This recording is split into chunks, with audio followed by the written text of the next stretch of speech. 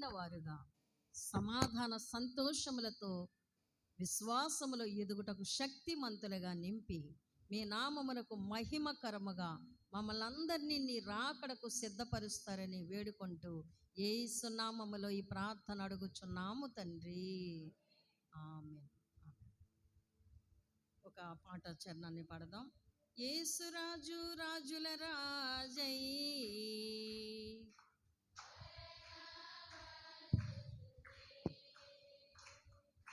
యేసురాజు రాజుల రాజై,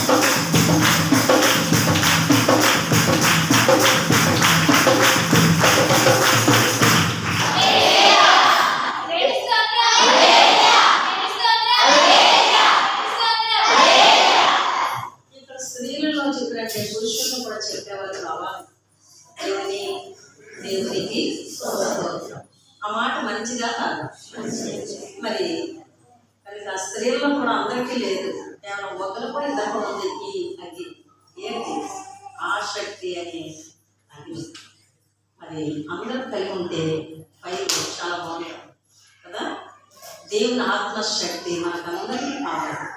ఆత్మ లేనివాడు చెప్పండి. పరిశుద్ధాత్ముడు లేనివాడు ఆయన బిడ్డ కాడట. పరిశుద్ధాత్మ కలిగిన వారుగా ఉంటేనే ఆయన బిడ్డలం అవుతాం, లేకపోతే బయట వారిని. 76వ కీర్తన మొదటి వచనం చదువుదాము. 76వ కీర్తన. మొదటిగా మీకందరికీ ప్రభు నామములో నా శుభవందనాలు. అందరికీ ప్రైజ్ ది లార్డ్. చెప్పండి, రెండు చేతుల్లో పెట్టండి. కొన్ని మొక్కలు ఈ రోజే కనపడుతున్నాయి. ఎండాకాలం సెలవులు తీసుకున్నారనుకుంటాను, కానీ సెలవులు ఎప్పుడంటే తెలుసా మీకు? ఈ లోకాన్ని విడిచిపెట్టినప్పుడే సెలవు. ఇది సీరియస్ మాట. ప్రభు నమ్ముకున్న వారికి చర్చికి సెలవులు ఉండకూడదు. ఈ లోకాన్ని విడిచిపెట్టడం తెలుసా మీకు? అంటే ఏంటి? అంతే. నిన్ను నన్ను నీ ప్రేమలో నుండి ఎవ్వరూ వేరు చేయలేరు, ఎడబాపలేదు. అది మనకి ఎన్ని కష్టాలున్నా, ఎన్ని నష్టాలున్నా, ఎన్ని బాధలున్నా, ఎన్ని శ్రమలున్నా అవన్నీ ప్రక్కన పెట్టి దేవుడిని ఆరాధించడమే మన వంతు. ఎందుకంటే మనం ప్రాణంతో ఉన్నాము కనుక, బ్రతికి ఉన్నాము కనుక. ఆ రీతిగా ప్రభు సన్నిధికి రావడానికి సెలవులు ఏమి తీసుకోకూడదు. సెలవులు లేవు దేవుని బిడ్డలకి. స్కూల్కి ఉన్నాయి, కాలేజీలకు ఉన్నాయి, అలాగే జాబ్ చేసే వారికి ఉన్నాయి. కానీ ప్రభు సన్నిధికి రావడానికి ఏ ఆదివారం అయినా చర్చ తాళం వేసేసి ఉంటాయా? చెప్పండి, ఉంటాయా? ఉంటే ఏమీ లేదు కదా, దిక్కు లేదంటే. అలా ఉండకూడదు. దేవుని ఆరాధన చేయాలి. హల్లెలూయా. దేవుని వాక్యము మనం చదువుదాం. కొద్దిసేపు దేవుని వర్తమానం వినడానికి సిద్ధపడుతున్నాము. 76వ కీర్తన మొదటి చరణం. యూదాలో దేవుడు ప్రసిద్ధుడు, ఇశ్రాయేలులో ఆయన నామము ఉన్నది చాలు. ఆయన నామము ఎలాంటిది అంటే గొప్పదైనది. ఆయన నామము గొప్పది. ఇశ్రాయేలు అనగా దేవుని జనాంగము. దేవుని పిల్లలే దేవుణ్ణి గణపరచకపోతే ఎవరు గణపరుస్తారు? పిల్లలే తల్లిదండ్రుల్ని గౌరవించకపోతే ఎవరు గణపరుస్తారు? నవమాసాలు మోసి పిల్లలను కంటారు తల్లిదండ్రులు దేవుడు ఇస్తే. దేవుడు ఆ బిడ్డలను బ్రతికించి ఆరోగ్యం ఇచ్చి ఆయుష్ పొడిగిస్తున్న సమయంలో ఆ బిడ్డలు తల్లిదండ్రులను గౌరవిస్తూ, గణపరుస్తూ, సన్మానిస్తూ వారి ముందు వెలుగుతున్నప్పుడే ఆ తల్లిదండ్రులు గర్వకారణంగా బ్రతికేస్తారు. ఇరుగు వారితోనైనా, పొరుగు వారితోనైనా, సమాజంలోనైనా నా పిల్లలు చూడండి ఎలా ఉన్నారు, నేను ఎలా పెంచాను అని చెప్పడానికి ఎంతో గొప్ప కారణంగా ఉంటుంది. కనుక పరమ తండ్రి కూడా మనల్ని కోరేది ఏంటంటే ఆయన నామమును గొప్ప చేయడానికి. ఏం చేయడానికి?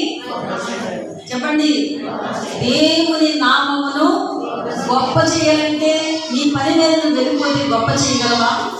నీవు ఇంట్లో ఉండిపోతే గొప్ప చేయగలవా?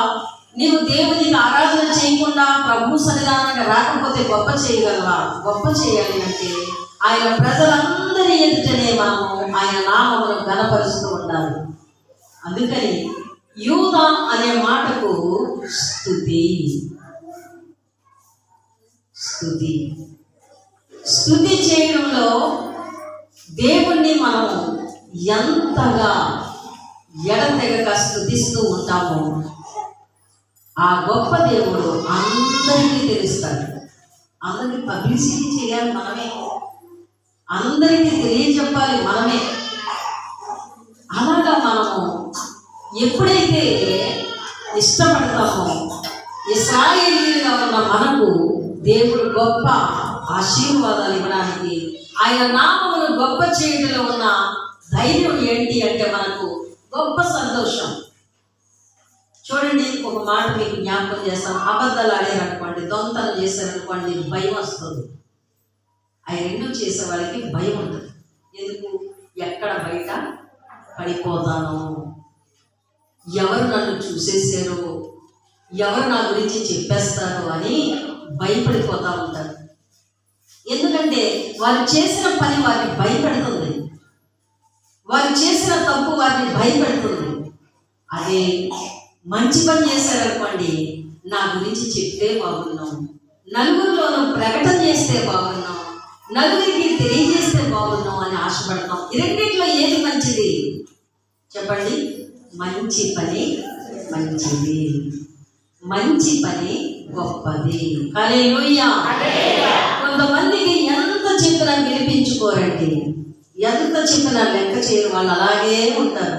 ఏమొద్దు మీకు, ఆరాధన స్టార్ట్ అయ్యేటప్పటికి రండి, ప్రారంభానికే రండి, ప్రారంభ ప్రార్థన నుంచి ఉండండి, ఆ అనుభవం చూడండి అని చెప్పినా కానీ మీరు పాటలు అయిపోయే టైంలో వచ్చారనుకోండి, మీరు ఆ అనుభూతిని పొందుతారా?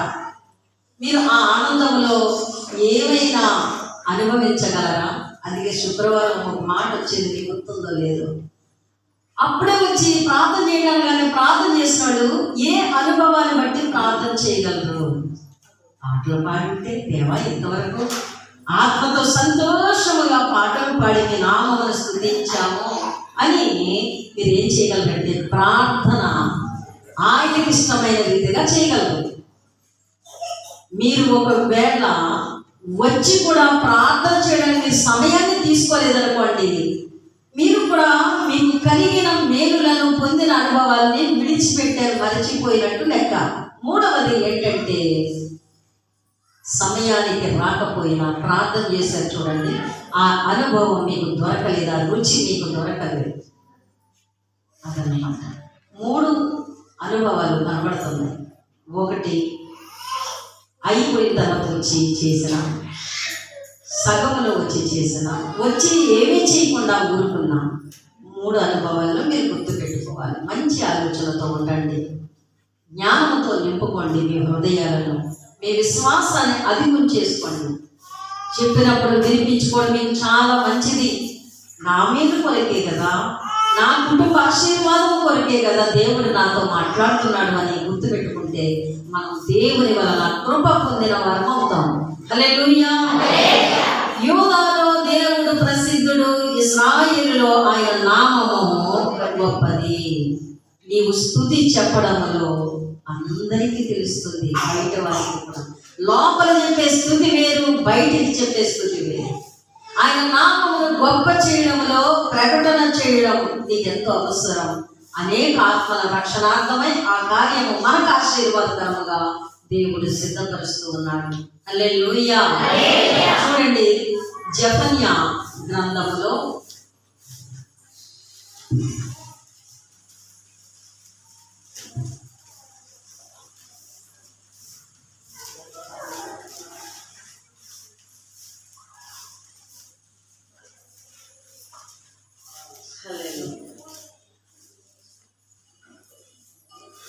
ఒకటవ అధ్యాయము 14వ వచనం చదువుతాము. యెహోవా మహాదినము సమీపమాయెను, యెహోవా దినము సమీపమై అతి శీఘ్రముగా వచ్చుచున్నది. ఆలపించుడి, యెహోవా దినము వచ్చుచున్నది. పరాక్రమశాలురు మహారోదనము చేయుదురు. ఆ దినము ఉగ్రత దినము, శ్రమయు ఉపద్రవమును, మహానాశనమును, కమ్ము దినము, అంధకారమును, గాఢాంధకారమును, కమ్ము దినము, మేఘములను, గాఢాంధకారమును, కమ్ము దినము. ఆ దినమున ప్రాకారములు గల పట్టణముల దగ్గరను, ఎత్తైన గోపురముల దగ్గరను యుద్ధ ఘోషణయు బాగా నాదమును వినబడును. జనులు యెహోవా దృష్టికి పాపము చేసి గనుక నేను వారి మీదికి ఉపద్రవము రప్పించుచున్నాను. వారి నుండి వారి వలె నడిచెదరు, వారి రక్తము దుమ్ము వలె కారును, వారి మాంసము పెంట వలె పారవేయబడును. యెహోవా ఉగ్రత దినము తమ వెండి బంగారములు వారిని తప్పింపలేకపోవును. రోషాగ్ని చేత భూమి అంతయు నింపబడును. హఠాత్తుగా ఆయన భూనివాసులనందరినీ సర్వనాశనము చేయబోవుచున్నాడు. హల్లెలూయా. ఈ 14వ వచనం నుండి చివరి భాగం అనగా 18వ వచనం వరకు ఉన్న దేవుని ఉగ్రత కొరకు మనలను జాగ్రత్త పడమంటున్నాడు దేవుడు. దేని కొరకు చెప్పండి. ఇప్పుడు ప్రయాణం చేసే వాళ్ళు అంటారు, ఇంటి దగ్గర ఉన్న వాళ్ళైనా ప్రయాణంలో వెళ్ళే వాళ్ళైనా ఆలోచన చేసుకుంటారు, చాలా జాగ్రత్తగా వెళ్ళాలి అని వెళ్ళేవారు అనుకుంటారు. ఇంటి దగ్గర ఉండి పంపించేవారు అంటారు, చాలా జాగ్రత్త, మీరు వెళ్తున్నారు, క్షేమంగా వెళ్ళాలి, తిరిగి క్షేమకరముగా గృహానికి చేరాలి అని చెప్పి పంపిస్తారు. అది మనం చేసే పనే, అది మన ఆలోచనే, నిజంగా అది మనందరికీ ఉంది. కానీ దేవుని ఉగ్రత దినము సమీపముగా ఉందని దేవుడు మనలను హెచ్చరిస్తున్నాడు. చాలామంది రక్షణ పొందిన వారు దైవ సహవాసములో లేరు. రక్షణ పొందిన మనము సరిగా లేము. రక్షణ పొంది ఆయన అనుభవములో సరిగా సాగలేని పరిస్థితిలో ఉంటున్నాము. ఒక పాట రాదు, ఒక వాక్యము రాదు, ఒక ప్రార్థన చేయలేము, ఏది చెప్పినా భయం, నేను చేయలేను, నాకు చేత కాదు అని చెప్పి భయపడిపోతూ ఉన్నాం. మరి ఎప్పుడు తండ్రి దగ్గరకు నేరుగా చేరతాం? ఎప్పుడు ప్రభు సముఖములో దగ్గరగా కూడుకుని ఉంటాము? ఆయన మాట విని ఆయన మాట ప్రకారంగా చేయడానికి మనస్సు ఎప్పుడు నిలుపుతాము? అయితే ఇక్కడ ఈ 14వ వచనములో ప్రభువు తెలియజేస్తున్నారు, జాగ్రత్తగా వినండి. సర్వజనులారా సన్నుతించరండి, హల్లెలూయా పాటలు పాడండి. సర్వజనులారా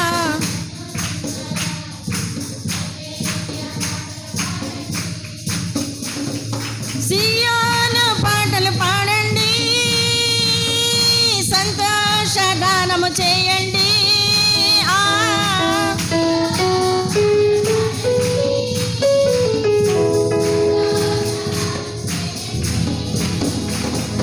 సర్వజనులారా సన్నుతించరండి, హల్లెలూయా పాటలు పాడండి.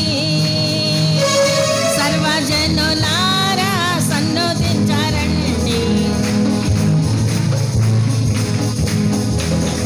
సాటి లేని యేసునాథునికి సంతోషగానము చేయండి.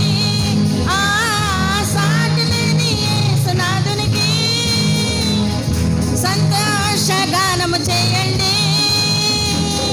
ఆశ్చర్య కార్యములు మనకు చేసిన వారిని చూడరండి, పడలి. ఆశ్చర్య కార్యములు మనకు చేసిన వారిని చూడరండి. పిన్న పెద్దలారా సర్వలోకవాసులారా హల్లెలూయా పాటలు పాడండి.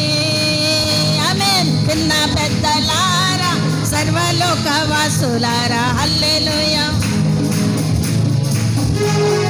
సర్వజనులారా సన్నుతించరండి, హల్లెలూయా పాటలు పాడండి. సర్వజనులారా సన్నుతించరండి, హల్లెలూయా పాటలు పాడండి. హల్లెలూయా పాటలు పాడండి.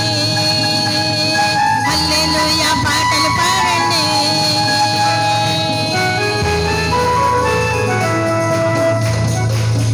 హల్లెలూయా. మనమందరము దేవుని పిల్లలం.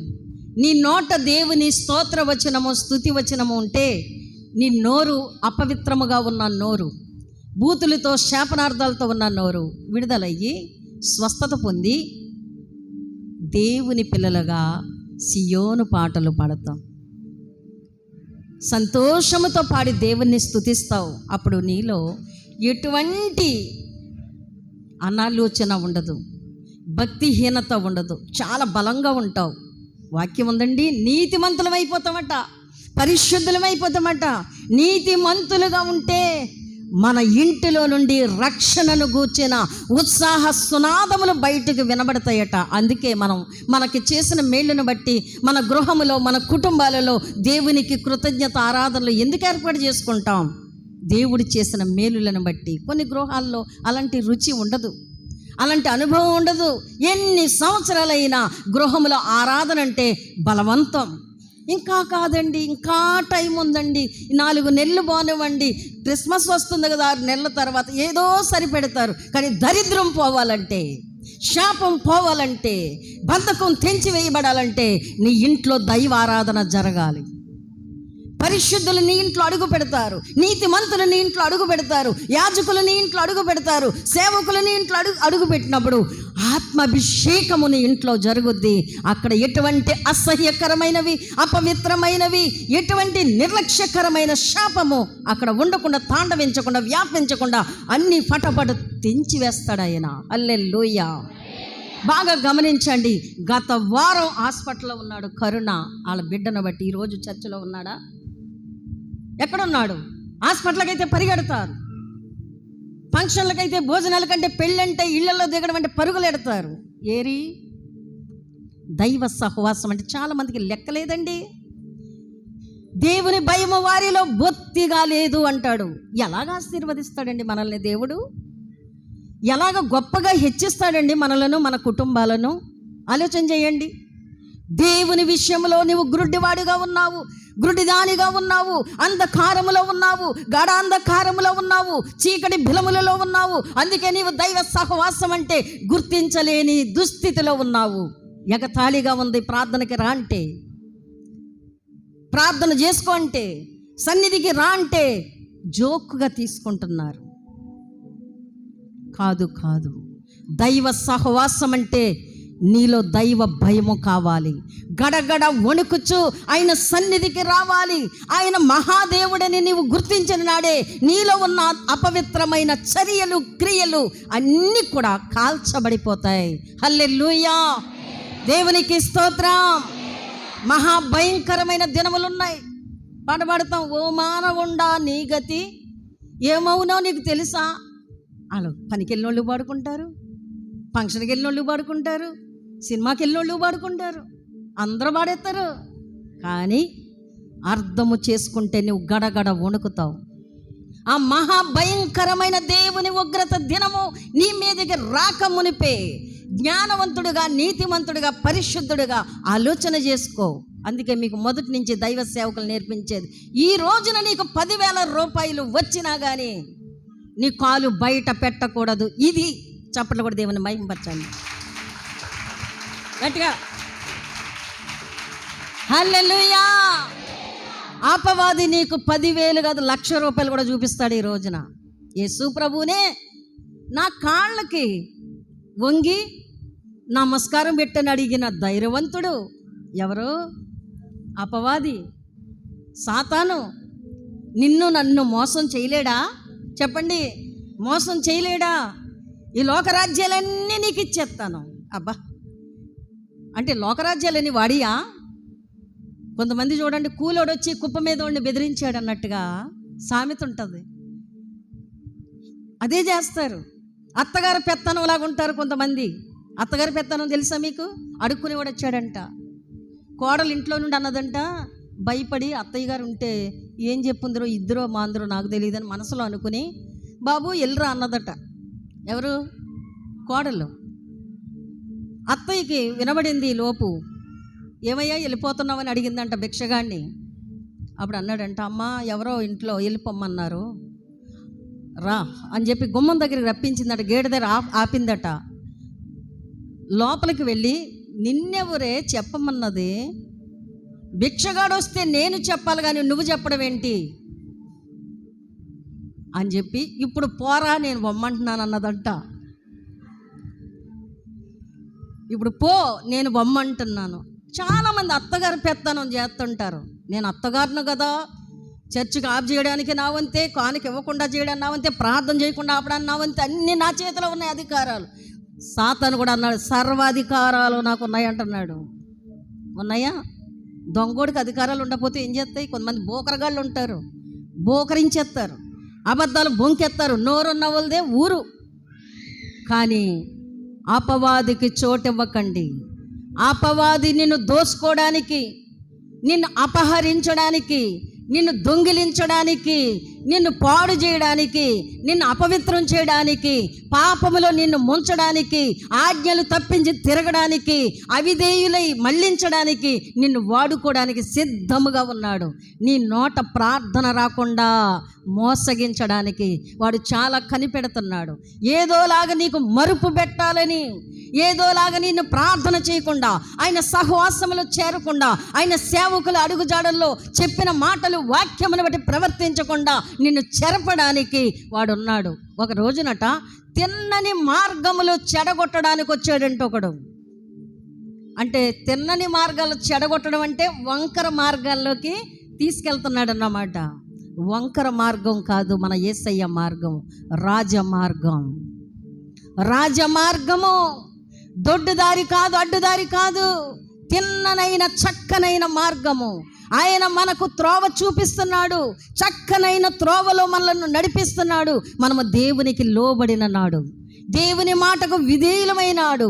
దేవుని మాటకు ఎవరైతే విధేయులవరో, ఎవరైతే చెప్పినా వినిపించుకోరో, ప్రతినిధిగా అయిన సేవకులు హెచ్చరించినా పట్టించుకోరో, వారి మీదకి ఉన్నది ఇదిగో ఈ జెఫన్యా గ్రంథములో 1వ అధ్యాయము 14వ వచనం నుండి మనం చదివిన భాగము మళ్ళీ చదువుతున్నాము. చివరి నుండి ఒకరు చదవండి. చదవండి. యెహోవా మహాదినము సమీపమాయెను. యెహోవా దినము సమీపమై అది అతి శీఘ్రముగా వచ్చేస్తుంది. హల్లెలూయా, వచ్చేస్తుంది. మహాదినం అనగా ఉగ్రత దినము, దేవుని కోప దినము. దేవుని కోప దినము మన మీదకి వస్తే మనం తట్టుకోగలమండి? తట్టుకోగలమా? ఒక రోజున ఒక కుటుంబము దేవుని విడిచిపెట్టేశారు, దేవుని వదిలిపెట్టేశారు. దేవుని సహవాసము లేదు, దైవ భయము లేదు. ఆ ఇంట్లో శ్రమ వచ్చింది, శోధన వచ్చింది, కష్టం వచ్చింది.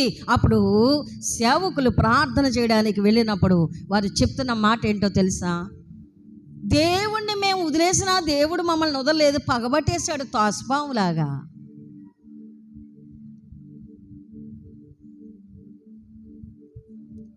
వాళ్ళు వదిలేసిన సంవత్సరాలు కొన్ని అయితే వాళ్ళకు వచ్చిన కష్టం రోజుల్లోనే. సంవత్సరాలు ఎక్కువ, రోజులు ఎక్కువ? చెప్పండి. మరి ఇన్ని సంవత్సరాలు నీకు దేవునితో టచ్లో లేవు, సహవాసంలో లేవు, మందిరంలోకి రాలేదు, నీ పాదము దేవుని సముఖంలో మోపలేదు. ఇందాక ఇక్కడ కూర్చున్నప్పుడు నాకు దేవుడు ఒక దృశ్యాన్ని చూపిస్తున్నాడు. నీ బలిపీఠమునొద్ద పిచ్చుకలకు నివాసము దొరికింది నాయన. గూళ్ళు పెట్టుకోవడానికి పక్షులకు చోటిచ్చావు, వాన కోవిలకు గూటి స్థలం ఇచ్చావా నాయన. అంతకంటే శ్రేష్ఠులుగా మమ్మల్ని నిలబెట్టావు తండ్రి.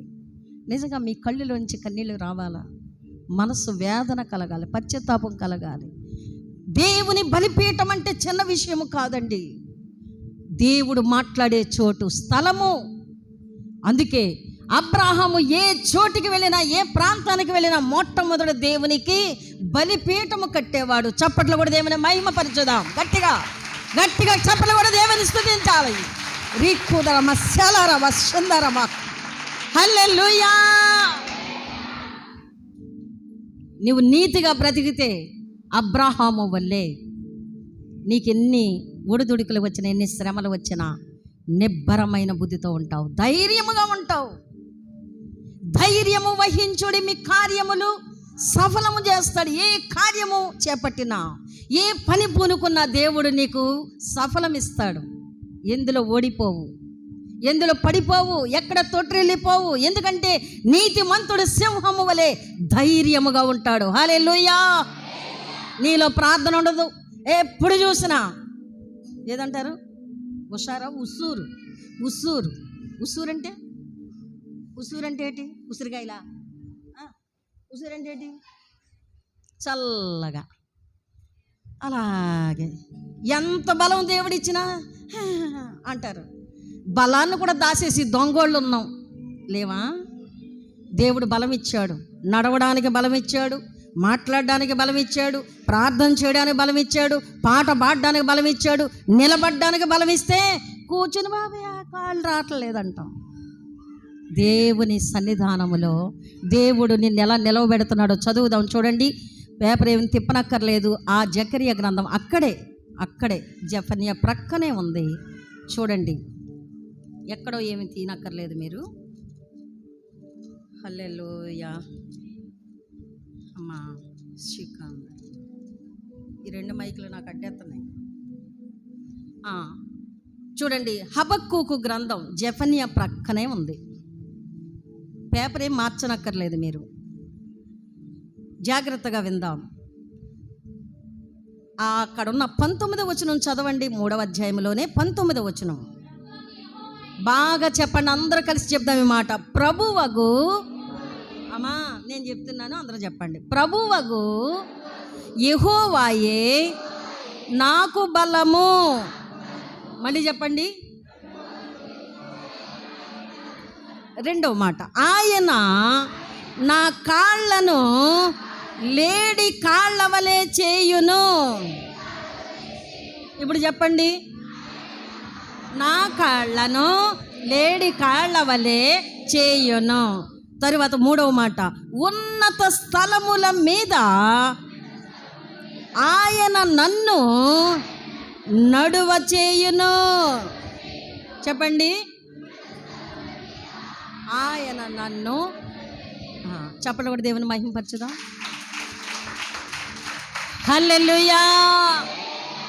సీరియస్గా విన్నా కానీ ముఖంలో కొంత చిరునవ్వు కనబడివ్వండి. వ్యాపారసం తాగేటప్పుడు అంట ఇలా పెడితే అది ఎవడదట వచ్చేద్దట బయటికి.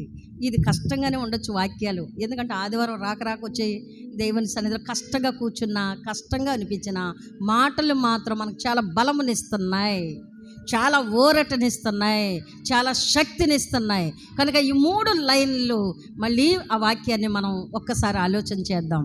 ఏంటంటే, ప్రభువగు యెహోవాయే నాకు బలం. ఎవరికి వాళ్ళే అనుకోవాలి. ఎవరు నాకు బలం చెప్పండి. టైం లేదు, లేకపోతే యెహోవా నా బలం పాడేద్దాం. వచ్చేసి కదా మీకు అందరికీ, ఇంటికి వెళ్ళి పాడండి. ఓకే, ఇప్పుడు చెప్పండి, యెహోవాయే నాకు బలము. చెప్పండి మళ్ళీ, నా బలం. అలాగనుకున్న వారే స్వస్థత పొందుకుంటారు, అలాగనుకున్న వారే ధైర్యంగా ఉంటారు. అలాగే ఎవరైతే వాక్యాన్ని ధ్యానిస్తారో వారు చాలా బలవంతులు అవుతారు. ఈ రోజుకే కాదు, ప్రతిదినము, ప్రతిరోజు, మన జీవిత కాలం అంతా దేవుడే మనకు బలము. 2వ మాట, ఆయన నా కాళ్ళను. ఇప్పుడు అందరికీ కాళ్ళు బాధలేనండి, అందరికీ కాళ్ళు బాధలే. ఒక రోజున నాకు ఒక ఆలోచన వచ్చింది. సెలైన్ బాటిల్ పంచుతున్నాము అంటే బాగున్ను, ఒక్కొక్కరు 10 బాటిల్ ఇచ్చేసుకుని ఎక్కించేసుకుందామేమో. సెలైన్ అంటే ఎవరికి వద్దంటాం, కానీ సూది గుచ్చేటప్పుడు కష్టంగానే ఉంటుంది. కానీ ఆ సెలైన్, గ్లూకోజ్ మన ఒంట్లోకి వెళ్ళిన తర్వాత కాళ్ళు పీకలు, నడుము పీకలు, తలపోట్లు, కడుపు నొప్పులు ఇవన్నీ కూడా చల్లారుతాయి, ఆఖరి కడుపు మంటతో సైతం. అంటే ఆ సెలైను, ఆ సూది మనకి గుచ్చేటప్పుడు బాధగానే ఉంటుంది. ఆ తర్వాత ఎక్కిన తర్వాత బలం వస్తుంది శరీరానికి. దేవుని వాక్యము మనం వింటే, తింటే అది గొప్ప బలముగా మనకు దేవుడు సిద్ధపరుస్తున్నాడు. దానికే మన కాళ్ళు లేడి కాళ్ళుగా మార్చేస్తున్నాడు. హల్లెలూయా. లేడి కాళ్ళు ఎవరైనా చూసారండి? ఎవరైనా చూసారా? తెలుసా లేడీ? ఎప్పుడు చూడలేదా? లేడికి ఏముంటాయి? కొమ్ములు ఎలాగుంటాయి? ఆకులతో రొట్టెలతో ఉంటాయా? కొమ్మల చెట్ల కొమ్మల్లాగా ఉంటాయి వాటి ఆకారం, కానీ అవి ఎండిపోయినట్టు ఉంటాయి కదా, ఉంటాయి. లేడి కాళ్ళు చూసారా మరి? కాళ్ళు లేడి కాళ్ళుకి ఎంత బలం ఉందో అంత బలము నేను పొందుకున్నాను అంటున్నాడు ప్రవచనకర్త. ఎందుకంటే మన కాళ్లకు దేవుడు బలమునిచ్చేవాడు. ఆ బలము ఎలాంటిది అంటే లేడి కాళ్ళ వంటి బలము, గొప్ప బలము. హల్లెలూయా. దానికే చూడండి, ఆ బలముతో ఉన్నత శిఖరములు, ఉన్నత స్థలములు ఎక్కించి నడవజేస్తాడు. చాలామంది మందిరానికి రావడానికి పైకి ఎక్కలా పోతున్నాను అంటారు. శుక్రవారం ఎక్కవలసిన పని లేదు. దొంగలు ఏమంటారు, తప్పించుకోవడానికి ఏమంటారు, పైనెట్టేస్తున్నారమ్మా. ఎక్కడ పైనెట్టేస్తున్నారు, మేడ పైన. ఎప్పుడు పెడుతున్నాం? ఆదివారం వచ్చాం, మళ్ళీ ఈరోజు ఆదివారం వచ్చాం. నెలకు ఒకసారి సోమవారం వస్తాం, ప్రభువు వల్ల మొదటి శనివారం వస్తాం. ఈ మధ్యలో ఎప్పుడైనా పైన ఉంటున్నామా? మీకు అందరికీ తెలుసు కదా.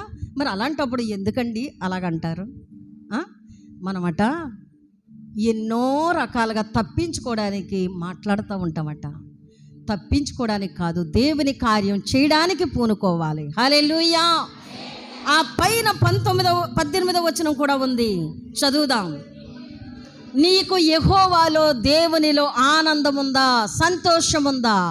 సంతోషం కావాలి నీకు. శ్రమ వచ్చినా, కష్టం వచ్చినా, బాధ వచ్చినా, ఇరుకులు ఇబ్బందుల్లో ఉన్నా, ఏ సమస్యలో ఉన్నా సరే దేవుడు నీలో ఆనందం కోరుకుంటున్నాడు. నువ్వు ఆనందంగా ఉంటే సంతోషమే సగం బలం అండి. ఎన్ని కలిగి ఉంటే ఎందుకండి విచారం, చింత ఉంటే అది మనిషిని కృంగదీసేస్తుంది. అలా కాదు, ఏమీ లేని వారిగా ఉండి ప్రభువుని కలిగిన వారిగా ఉండండి. ఎంత ఆనందమో, ఎంత సంతోషమో, అది ఎంత ధైర్యాన్ని ఇస్తుందో మనకు. ఎప్పటికీ కూడా ఆ ఆనందాన్ని ఎవ్వరూ తీసివేయలేరు. ఇంట్లో వారైనా తీయలేరు, బంధువులైనా తీయలేరు, ఎవ్వరూ కూడా తీసేయలేరు. ఆ ఆనందం ఎన్నటెన్నటికి మన దగ్గర అలాగే ఉంటుంది. హల్లెలూయా. చూడండి, నేను యెహోవా యందు ఆనందిస్తాను, నా రక్షణకర్త అయిన దేవుని యందు నేను సంతోషముగానే ఉంటాను. హల్లెలూయా. దేవునిలో మనకు సంతోషం కావాలి. ప్రభువు మనల్ని అడుగుతున్నాడు, నీ చింత యావత్తు నా మీద వెయ్యండి. ఏమి వెయ్యాలట ఆయన మీద? చెప్పండి. చింతలు, మన బాధలు, మన శ్రమలు, మన కష్టాలు అన్నీ కూడా ఆయన మీద వేసేయాలి. అందుకే వాక్యం, నీ భారము యెహోవా మీద మోపుము, ఆయన నిన్ను విడిపించును. మరొక చోట ఉంది, ఆదుకొనును. దేవుడు మనలను విడిపించే దేవుడు, ఆదుకొను దేవుడు. ఎంత గొప్ప తండ్రిని మనం కలిగి ఉన్నామో తెలుసా? అందుకే యెహోవాను బట్టి మనము సంతోషించాలి. మన రక్షణకర్త అయిన దేవునిని బట్టి మనం సంతోషముగా ఉండాలి. ఆయన సంతోషము మనల్ని ఏం చేస్తుందంటే ఆయుష్కాలం పొడిగింపజేస్తుంది. హల్లెలూయా. మీకు తెలుసా, కొంతమంది బెంగ పెట్టుకుని చనిపోయే వాళ్ళు ఉన్నారు. మీకు తెలుసా? బెంగ పెట్టుకుని చనిపోయే వాళ్ళు ఉన్నారు. పిల్లల కాపురాలు సరి లేకపోయినా, కుటుంబ సమస్యల్లో మునిగిపోయినా, భార్య సరిగా మాట్లాడకపోయినా, భర్త సరిగా పాటించి విధానంలో ఉండకపోయినా, తల్లిదండ్రులు బిడ్డలకు లోబడకపోయినా, ప్రేమించకపోయినా, బిడ్డలు తల్లిదండ్రుల మాట వినకపోయినా, కుటుంబ వ్యవస్థ సరిగా లేనప్పుడు వారు చీకుతో, చింతతో కృంగిపోయి చనిపోతూ ఉంటారు. ఇలాంటివి ఎన్నో ఉన్నాయి. మంచాల బడి బలహీనులయ్యేవారు కూడా ఉన్నారు. మీరు గమనించండి, ఎన్ని మందులు వాడినా, ఎన్ని హాస్పిటల్కి తీసుకెళ్ళినా, ఎంతమంది డాక్టర్లతో వైద్యాలు చేయించినా మనస్సులో ఉన్న దిగులు, బెంగ, విచారం ఎవ్వరు, ఏ డాక్టరు స్వస్థత చేయలేడు, ట్రీట్మెంట్ చేయలేడు, బాగు చేయలేడు. ఎవరు బాగు చేయగలరంటే చెప్పండి? మనలను పుట్టించిన దేవుడు తప్ప ఎవరు కాదు. అందుకే మందిరానికి వచ్చినప్పుడు నీ చింత యావత్తు ఆయన మీద వేసి ఆయన వాక్యం వినాలి. దేవుని మాట విని దేవుని మాటకు లోబడినాడు, దేవుని కోపము నీ మీదకి రాదు. ఇప్పుడు ఆ ప్రక్కనే ఉన్న వాక్యంలోకి వెళ్తున్నాం. చూడండి, యెహోవా మహాదినము సమీపము అంటే దగ్గరకు వచ్చేసింది, ఎంతో కాలం పట్టదు, అతి శీఘ్రముగా అది వస్తుంది. శీఘ్రము అంటే చాలా త్వరగా. ఆయన త్వరగా ఆ మహాదినము, ఆ ఉగ్రత దినము మన మీదకి పంపించనై ఉన్నాడు. అందుకే చాలామంది అంటారు, శ్రమ వచ్చినప్పుడు నాకు సహాయం చేసేవారు ఎవరూ లేరు. శ్రమ వచ్చి ఉన్నది, భక్తులు కూడా చెప్తున్నారు వాక్యంలో, నాకు సహాయం చేయవారు ఎవ్వరూ లేరు. ఎవరు చేస్తారండి సహాయం? ఎవరి వలన మనకు సహాయం కలుగుతుందంటే భూమి ఆకాశములను సృజించిన యెహోవా వలన మాత్రమే మనకు సహాయము కలుగుతుంది. కనుక ఆయన మీదే మనం ఆనుకోవాలి. ఆయన మీదే మనము ఆధారపడాలి. హల్లెలూయా. ఆయన మీద మనం ఆధారపడినప్పుడు శ్రమ దినమున నీవు కృంగిపోవు. ఏంటి ఆ శ్రమ దినము? వాక్యం ఉంది, శ్రమ దినమున నీవు కృంగిన ఎడల నీవు చేత కాని వాడవు అవుతావు. ఎందుకంటే నీవు నీతిమంతుడుగా ఉన్నావు, పరిశుద్ధుడిగా ఉన్నావు గనుక ధైర్యముగా నిలవబడతావు. భయము లేదు, ఆయన నిన్ను బలపరుస్తాడు. భయము లేదు, దిగులు లేదు జీవిత యాత్రలో, యేసు ప్రభువు మనతో నుండ భయము లేదుగా. భయము లేదు, దిగులు లేదు జీవిత యాత్రలో, యేసు ప్రభువు మనతో నుండ భయము లేదుగా. హల్లెలూయా, హల్లెలూయా, హల్లెలూయా.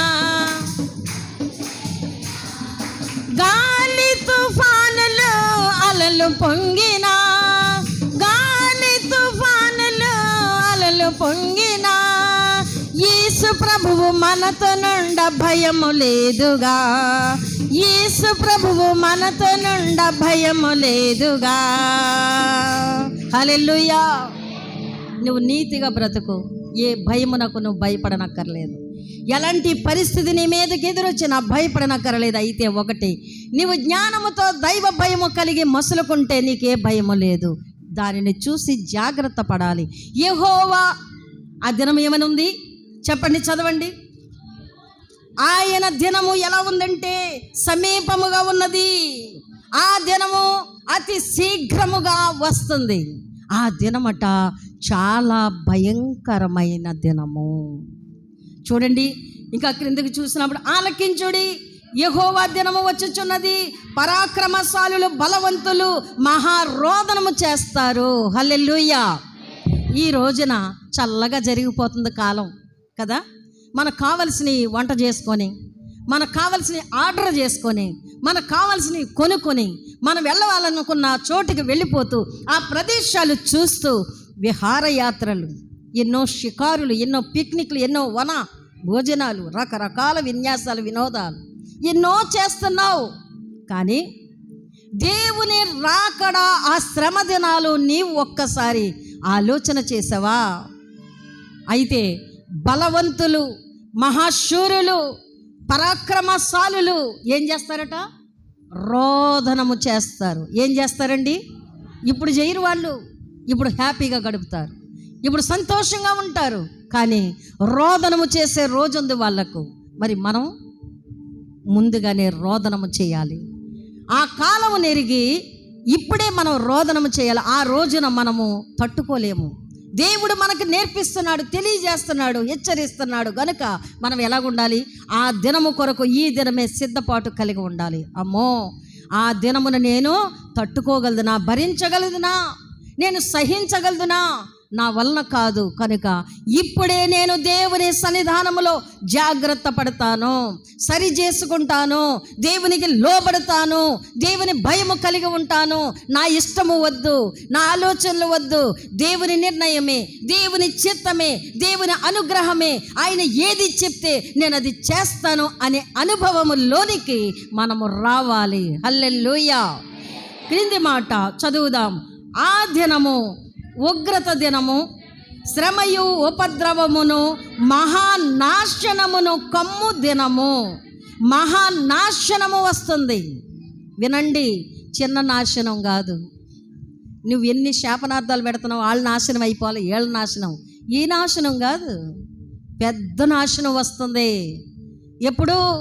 నీవు దేవుని మాటకు లోబడకపోతే, నువ్వు ఎవరినైనా దూషిస్తే, నువ్వు ఎవరినైనా శపిస్తే, నువ్వు దేవుని విడిచిపెడితే, దేవుని సహవాసానికి నువ్వు దూరం అయితే ఆ మహానాశనం నీ మీదకి వస్తుంది. జాగ్రత్త. ఆ ఉపద్రవమైన, ఆ శ్రమైన, దేవుని కోపదినమైన నీ మీదకి రాకుండా ఉండాలంటే ఇదిగో చెప్తున్నాడు, గాఢాంధకారము, అంధకారము కూడా కమ్మే రోజులు వస్తున్నాయి. గాఢాంధకారం అంటే ఏంటి? అంధకారం అంటే ఏంటి? అంధకారం అంటే మామూలు చీకటి. గాఢాంధకారం అంటే కటిక చీకటి, అంటే ఇక మహా చిక్కని చీకటి. ఇంకా ఆ చీకటిలో నీ చెయ్యి ఎక్కడుందో నీకు తెలియదు. ఏం చెయ్యి మనలోనే ఉంది కదా, ఎక్కడికో వద్దు. చిన్న ఎగ్జాంపుల్ చెప్తాను. మీ చేతిని దోమ కొడుతుంది అనుకోండి, బాగా వినండి వినండి వినండి. దోమ కొడుతుంది అనుకోండి, ఈ చెయ్యి పట్టుకొని ఇలా కొట్టుకున్నప్పుడు చెయ్యి సైడ్ అయిపోద్ది, అవునా కాదా? ఆ దోమ చచ్చిపోదు, నీ చెయ్యి లోపలికి వెంటనే పారిపోద్ది. నీ చెయ్యి ఎక్కడుందో తెలియని చిమ్మ చీకటి, కటిక చీకటి, గాఢాంధకారము కమ్మే రోజు రాబోతుంది. నీ అవయవాలే నీ వశములో లేకుండా అలా పోతున్నాయి ఇప్పుడు కదా. ఈ కాళ్ళు ఏమంటే, అమ్మ కొంత కాలు కొంచెం ఇలా ముందుకు లాగమ్మా, వెనక్కలాగమ్మా, తిమ్మిరిక్కిపోయిందమ్మా, నాకు తెలియట్లేదమ్మా, తన్ను పోతుందమ్మా. ఏం పోతుంది? తన్ను పోతుందమ్మా అంటాం. అంటే ఇప్పుడే అది ఎగ్జాంపుల్ చూపిస్తున్నాడు మనకి, చిన్న ఉదాహరణ చూపిస్తున్నాడు. ఇప్పుడే ఈ చిన్న పరిస్థితి ఎవరినో నువ్వు సహాయం కోరుతున్నావు కదా, అమ్మో బాబో అంటున్నావు కదా, దేవుణ్ణి జ్ఞాపకం చేసుకుంటున్నావు కదా. అలాంటప్పుడు అంధకారమైన నీ మీదకు వస్తే నువ్వు తట్టుకోగలవా? నువ్వు భరించగలవా? జాగ్రత్త గమనించండి. రెండవ మాట చూడండి. యెహోవా 15-16 వచనం చదవండి.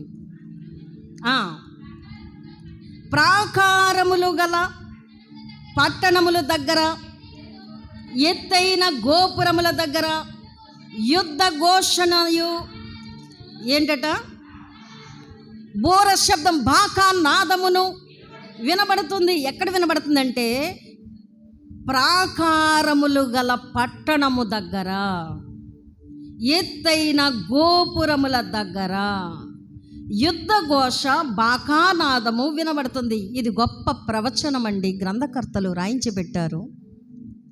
ఇశ్రాయేలీయులమని చెప్పుకునే మనము, యెరూషలేము కాపురస్తులమని చెప్పుకునే మనము, దేవుని బిడ్డలమైన మనము ప్రాకారములు గల పట్టణాలకి వచ్చే విపత్తు చూడండి.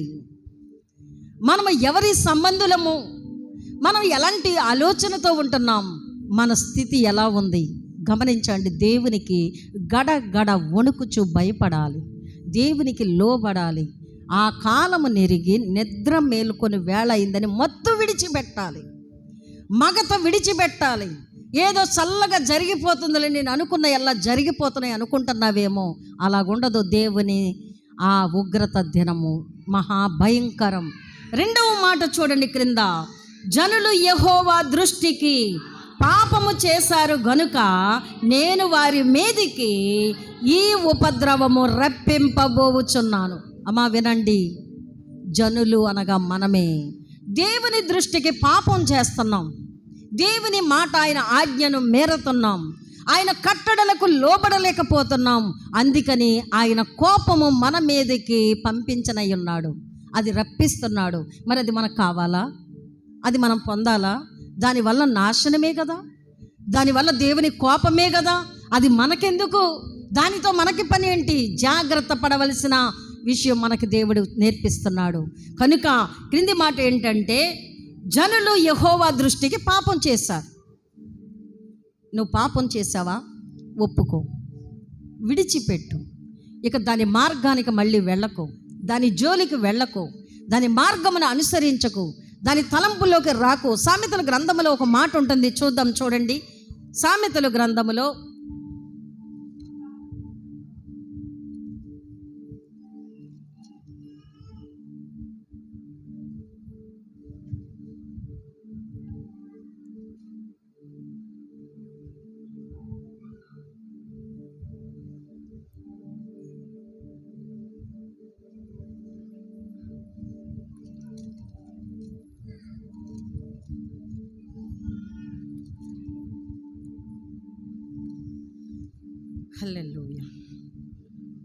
4వ అధ్యాయము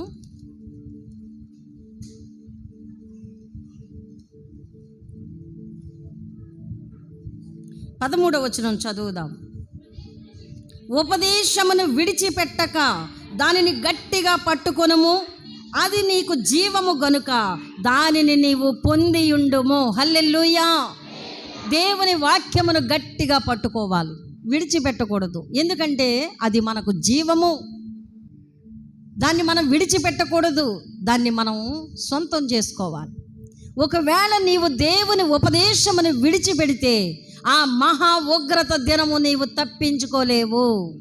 దేవుడు మనల్ని హెచ్చరిస్తున్నాడు, జాగ్రత్త పడాలి, జాగ్రత్త వహించాలి.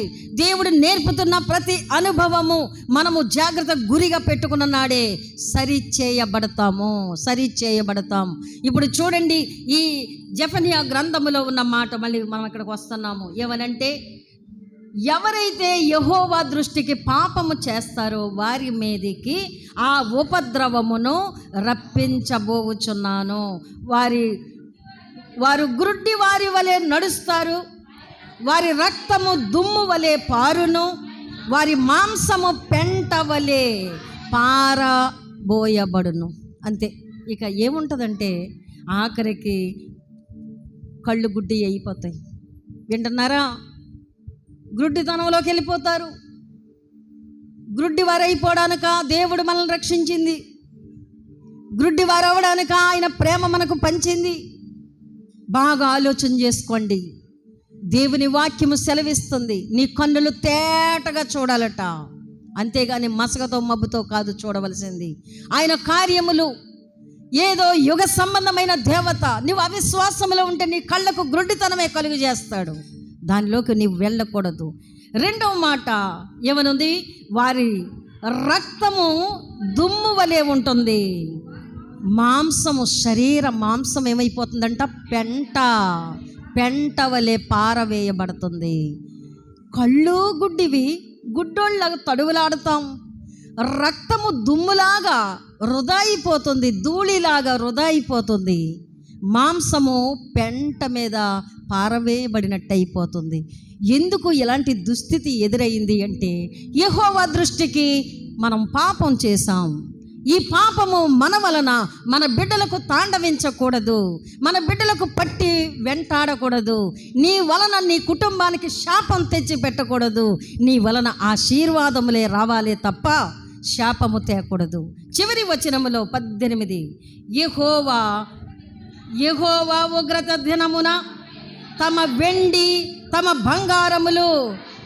ఈ మాట విని ఎంతోమంది ధనవంతులు దేవుని మాటకు, దేవుని మందిరానికి బంగారం వెండి తెచ్చి పెట్టేస్తున్నారండి.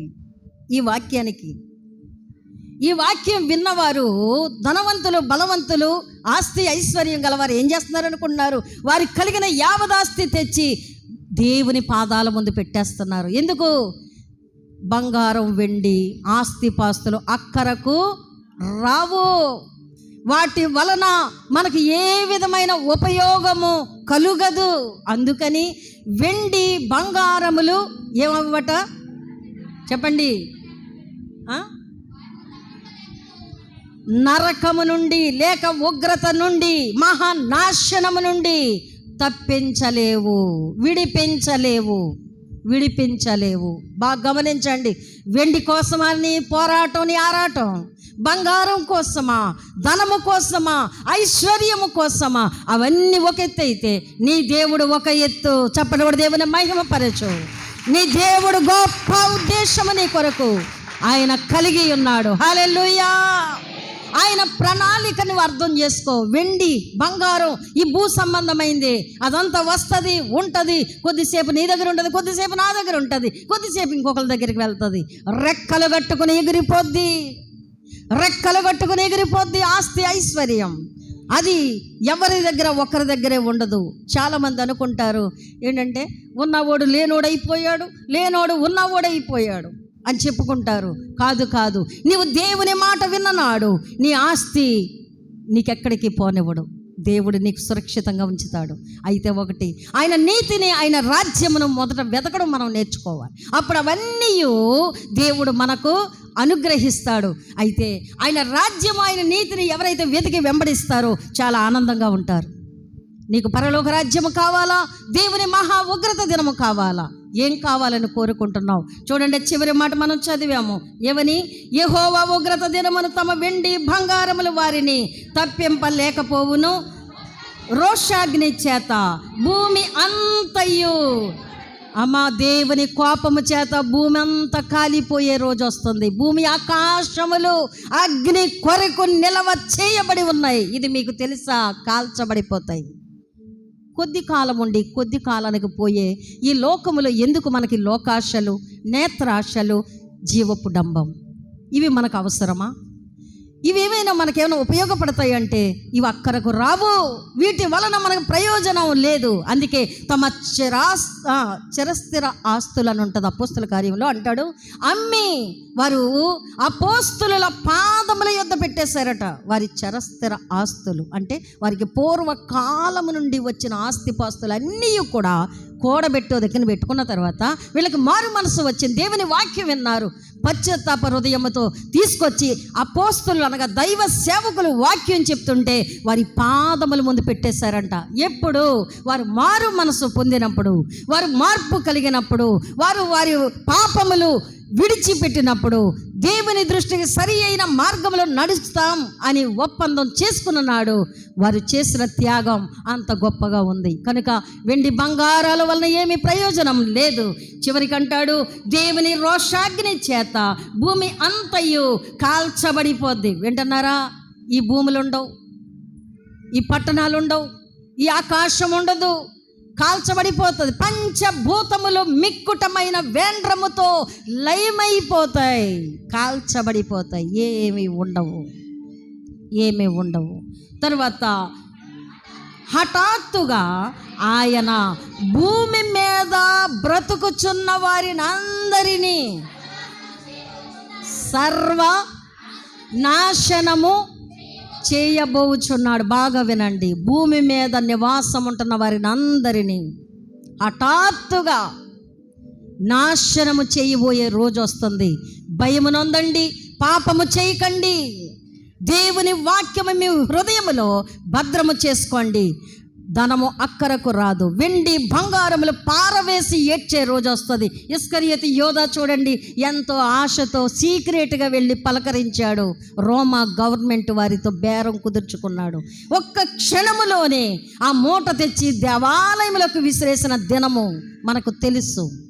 వాళ్ళు విసిరేశారు. ఈ నిరపరాధ రక్తము యొక్క క్రయధనము ఈ మందిరములో ఉండొద్దు అని బయటికి విసిరేస్తే మళ్ళీ తెచ్చి మళ్ళీ పడేశాడు. అప్పుడు అన్నారు, ఇది కుమ్మరి వాని పొలమును కొని పరదేశులు సమాధి దొడ్డుగా సిద్ధపరిచారు ఆ ధనముతో. బాగా వినండమ్మా, దేవుని కంటే మనకి ఏది గొప్ప కాదు, ఏది ఎక్కువ కాదు. మొదటే చెప్పాను, ఈరోజు 1,00,000 కాదు, 10,000 కాదు, 1000 కాదు. మీ దగ్గరికి మీ ముందుకి ఎంత ఆశ అపవాది చూపించినా వాటి జోలికి వెళ్ళకండి.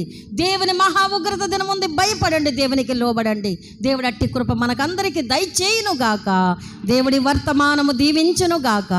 ఆమేన్. ప్రార్థన చేద్దాం. లేచి నిలవబడదాము. ప్రభువా, నీ సన్నిధానములో ఈ జెఫన్యా గ్రంథాన్ని బట్టి మాకు నేర్పించావు. యెహోవా మహాదినము సమీపముగా ఉంది. ఆ దినము సమీపమై అతి శీఘ్రమే వచ్చుచున్నది. అవును, భూరాజులు, అధిపతులు, రాజ్యాలు